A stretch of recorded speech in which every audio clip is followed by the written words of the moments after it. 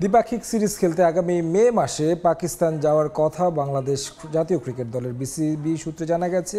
Board president Faruk আহমেদের প্রস্তাবে মৌখিকভাবে সম্মতি দিয়েছে। এফটিপির বাইরে জুলাই-আগস্টে বাংলাদেশ সফরে রাজি হয়েছে পাকিস্তান।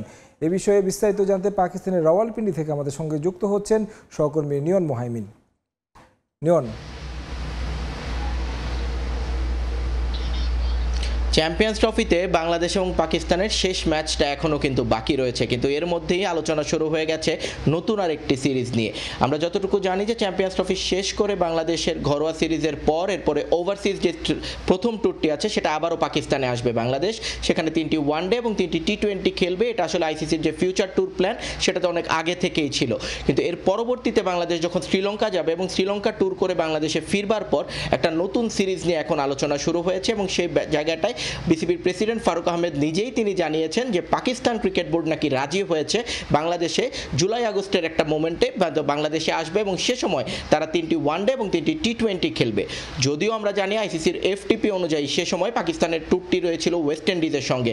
এখন সেক্ষেত্রে ওয়েস্ট ইন্ডিজ সেই ট্যুরটি কী হবে, সেটিকে বাতিল করে বাংলাদেশে আসবে কিনা সেই ব্যাপারে কোনো কিছুই আসলে পিসিবির পক্ষ থেকে জানানো না হলেও বিসিবির পক্ষ থেকে অনেকটা নিশ্চিতই করে দেওয়া হয়েছে যে এই সিরিজটি হতে যাচ্ছে এবং সেটা যদি হয় তাহলে সেটা বাংলাদেশ এফটিপির বাইরেও একটি আলাদা করে টুর্নামেন্ট পাচ্ছে এবং সেটাও প্রায় 3টি ওয়ানডে এবং 3টি টি20 খেলবার কথা রয়েছে।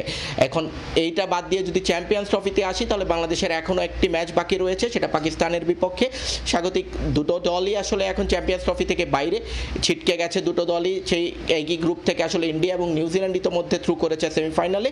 তবে যেহেতু স্বাগতিক পাকিস্তানের সঙ্গে ম্যাচ, এই আকর্ষণীয় একটা ম্যাচ হওয়ারই কথা রয়েছে রাওয়ালপিন্ডিতে। তবে রাওয়ালপিন্ডিতে আজ সকাল থেকে সারা দিন থেমে থেমে বৃষ্টি হয়েছে এবং আবহাওয়া অধিদপ্তরের যে পূর্বাভাস আমরা দেখেছি তাতে এতটুকু বোঝা যাচ্ছে যে আগামীকালও বৃষ্টি কন্টিনিউ করবে এবং ম্যাচ ডেতেও থেমে থেমে বৃষ্টির সংখ্যা রয়েছে।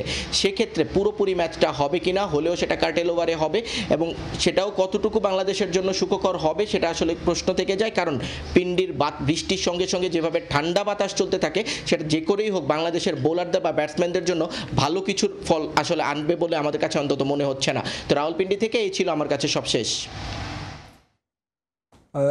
রাওয়ালপিন্ডি থেকে যুক্ত হয়েছিলেন সহকর্মী নিয়ন মোহাইমিন। বাংলাদেশের এফটিপির বাইরে যে দ্বিপাক্ষিক একটি সিরিজে আয়োজনের কথা রয়েছে সে বিষয় এবং কি বাংলাদেশের চ্যাম্পিয়ন্স ট্রফিতে সবশেষ ম্যাচের খবরাখবর জানাচ্ছিলেন।